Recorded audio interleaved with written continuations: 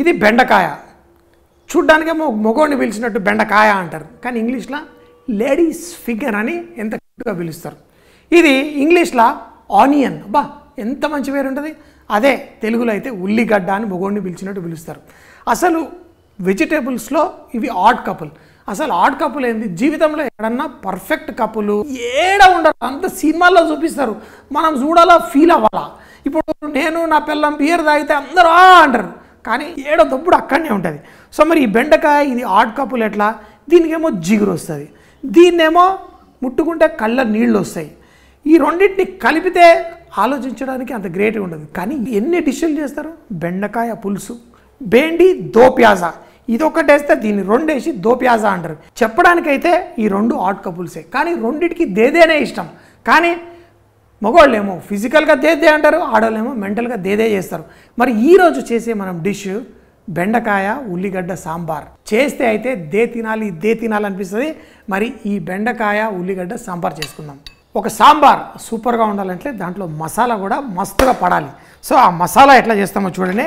ముందు శనగపప్పు, కొంచెం కందిపప్పు, కొంచెం మినప్పప్పు, ధనియాలు, మిరియాలు, ఎండుమిరపకాయలు, అలాగే కొంచెం గరం మసాలా. వీటిని స్లో మంటలో కొంచెం సేపు వేయించుకోవాలి. ఇలా స్లో మంటలో వేయించుకున్నప్పుడు ఆ పప్పులో ఉన్న పచ్చితనం ఒక అద్భుతమైన సువాసన వస్తుంది.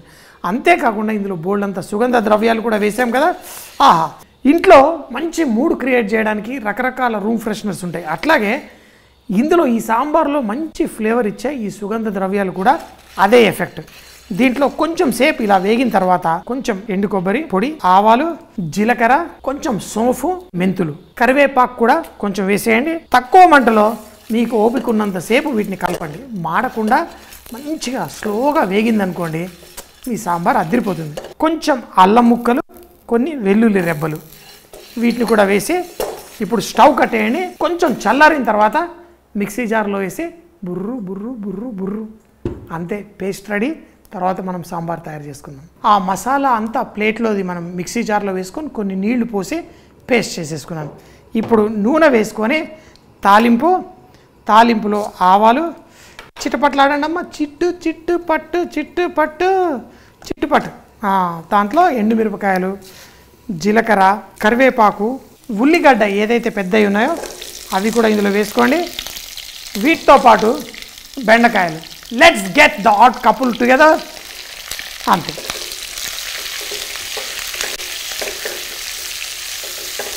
వేసి దీంతో పాటు ఆ కరివేపాకు సువాసన భలే. ఇందులో పసుపు, అలాగే ఇంగువ.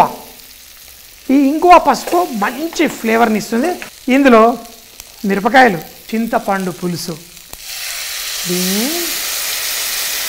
నీళ్లు మంచిగా ఉడకనిద్దాం. ఎప్పుడైతే ఇందులో ఆ చింతపండు పచ్చి వాసన వెళ్ళిపోతుందో నా స్పెషల్ కన్కాక్షన్ లవ్ పోషన్ మన సాంబార్ మసాలా ఇందులో వేసి ఉడికిచ్చేస్తే చాలు. మళ్ళీ ఇందులో ఉడికిచ్చిన పప్పు వేసేది ఏం లేదు. ఇందులోనే కందిపప్పు ఉంది, కొంచెం శనగపప్పు, అందులో మినపప్పు. ఆ మసాలా అంతా అదే చిక్కదనాన్ని తెస్తుంది. అన్నీ వేసి చూడు, నన్నేసి చూడు అంటారు కొంతమంది. మనం వెళ్ళిపోతాం. ఫస్ట్ ఉప్పు వేయండి, తర్వాత మన మసాలా ఏదైతే చేసి పెట్టుకున్నామో ఈ మసాలా, చిక్కటి మసాలా ఇందులో వేసేయండి. బెండకాయ ఉల్లిపాయ సాంబార్కి ఈ మసాలా చాలా స్పెషల్. ఎందుకంటే ఆ మినపప్పులో కూడా కొంచెం జిగురు ఉంటుంది. ఆ కాంబినేషన్లోనే ఇది సూపర్ ఉంటుంది.